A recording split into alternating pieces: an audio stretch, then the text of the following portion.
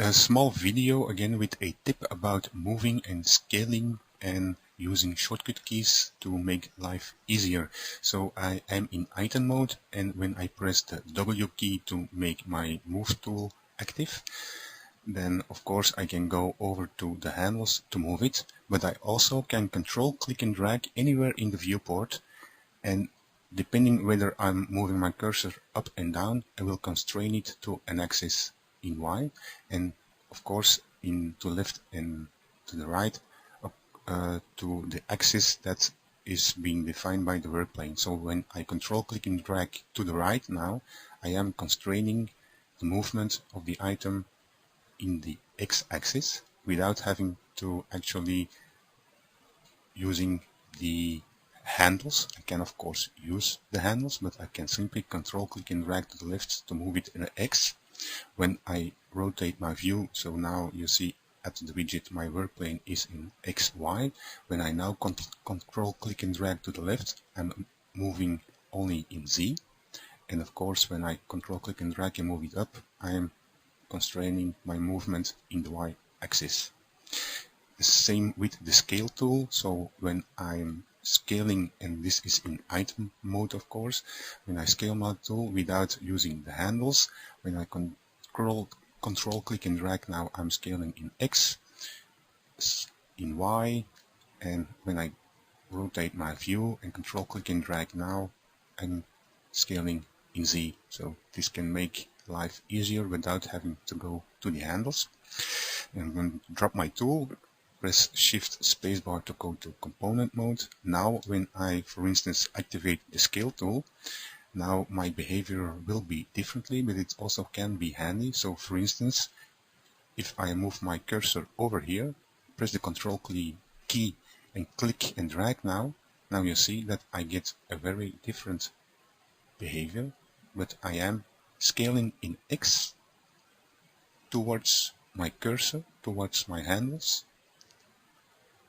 So if I replace my cursor, then of course it will be from that point, and of course also in the other axes, in Z, and of course also in Y. So this can be handy if you want to constrain your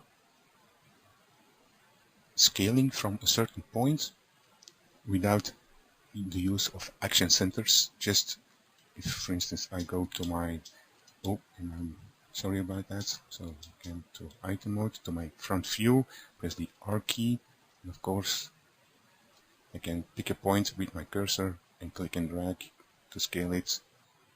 And of course you also can use action centers with this method. So for instance, if I set my action center to origin, enable the scale tool, and simply anywhere control click and drag with the view like it is right now, I'm scaling or constraining my scaling in X, and with my action center set to origin, it doesn't make much sense to set it in origin if I want to scale in Z, of course, but again, my scaling with control click and dragging is being constrained to one axis.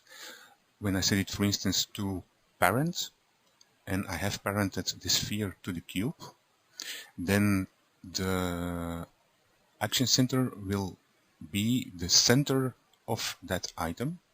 So now when I click and drag, the scaling will be done towards the center of the cube without having to go to the handles. So this can be an interesting way to speed up your workflow without actually having to go to the handles every time. So when I now move up and down, I will scale in Z, and now to the left and right again in X, but with my action center set to parent, it will scale towards the center of the parent. Now I have tried using elements, so if I Ctrl C and paste that in this layer, Ctrl V, and set my action center to elements. Now when I double click this to select the sphere polygons, activate the scale tool, and I have set it to element. So when I right click over here, now my handle is being aligned with that edge, but when I control click and drag now, my behavior becomes different, and the tool handle also has been repositioned. So I don't know if it works with elements, but as I've shown you, it does work with origin and it does work with parent. So this can be very useful to speed up your workflow without having to actually select the widget, the tool handles, but just control clicking and dragging in the axis and rotating, and you see your scaling being updated. And of course I have still in elements, so when I set it to parent, then it will be of course again the center of the parent that will be the one that will be used. So this can be interesting to position and to scale without having to resort to the handles. So hope you found it useful. Bye for now.